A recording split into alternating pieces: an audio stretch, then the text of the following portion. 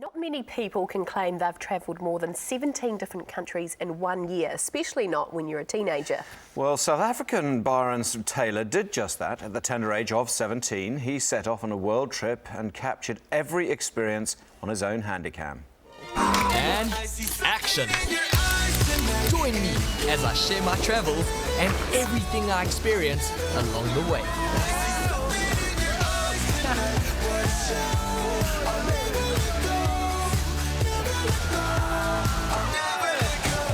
Well, traveller and documentary maker extraordinaire joins us now. And while we were watching that, you were just saying, oh, I edited this sitting on a surfboard in Gisborne. Yeah. You never set out to do this, did you? Well, that's an awesome thing. I've grown up as an aspiring filmmaker, always wanting to be a director. And it just happened. I finished school a year early, doing homeschooling. Went around the world, and on the last day, on the way to the airport, I got a camera. I was like, cool, let me grab this. My kids would like to see this adventure probably one day. And yeah, it just grew from there pretty much. So you spent a year travelling intensely. It's something a lot of people do. Yours was a particular big travel. However, then you get home and you've got like a box of tapes, which, did you then immediately rush off and say, I've got enough stuff for a doco? You know, I arrived home with over 100 hours of footage, but I got home after traveling the year, tapes went straight into a drawer, and I wanted to move on to become a filmmaker. So I was trying to go in studying film schools and making short films.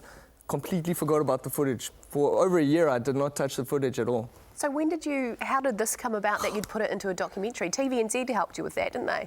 They've been so instrumental in moving the thing forward, but pretty much almost 8 years ago, like I said, travelled 1 year, 8 years making this thing. A friend of mine, a television producer, he was like, so what you been doing with all that travel footage? I was like, nothing, I'll pull it out for the kids one day. And he says, let's make a travel show. I was like, no, I'm trying to make another show. Let's make a travel show. Anyway, he convinced me to make one episode, just one. I was like, cool, I can do that. They won't take too much of my life, you know? We made that one episode, we took it to a film television market in the Netherlands. Bam, we won 13 episodes. I was like, okay, so this could actually be a TV show. Sold it to the Netherlands, sold it to South African Airways, and then it sat on ice for a while. But then luckily that's when TVNZ came on again and just put a whole new fire under the show to start getting it finished. So what is the attraction here? I mean, there are so many travel shows out there. Is this about who you are and how you come across on screen, or is it about the way you film this, the story you're telling, or is it just like that perfect storm of ingredients? I think that's what's so unique. A show like this to be made, I've been editing and filmmaking my whole life growing up short films. So I could edit the story myself. And I think why it's unique, I don't stand in front of the Taj Mahal. This is the Taj Mahal, it's so old. I'd rather go to Loch Ness in Scotland, get stalkers and do a swim. And it's just me rocking out, enjoying life, just seeing the world like through my perspective and my journey pretty much. You sat up then, didn't you? You brought up the skinny dipping things. I'm reading through the notes and I'm like, oh, okay, hello. This is interesting. They've got a picture of one Apparently, of them. here's the shot we're seeing now. Apparently this whole skinny dipping thing became a bit of a theme. It's with your family. Explain that. Oh man, so when we were small, the only place you can go snowboarding in South Africa, 12 o'clock on the Saturday night, really cold. It's like, that's how I said got snow. We go down, you get stalkers, but it's an art. You don't want to be seen by anybody. So it's not a big public display of, hey, here we stalkers. And I actually did one, and I don't know if I should be telling you guys this, but got a great one with the Auckland skyline yesterday at the harbour. My sister was helping me look, and I did a great one. Got footage, so it'll be in the finale. But pulled it off pretty good. It was like 10 o'clock in the morning, so I'm happy I'm not in jail today. It's a cheap gimmick, frankly. A cheap gimmick. And our weatherman will be listening to those steps, I'm sure. No, fantastic. Absolutely fantastic. And this is on Channel U here. Yes, which we're showing live.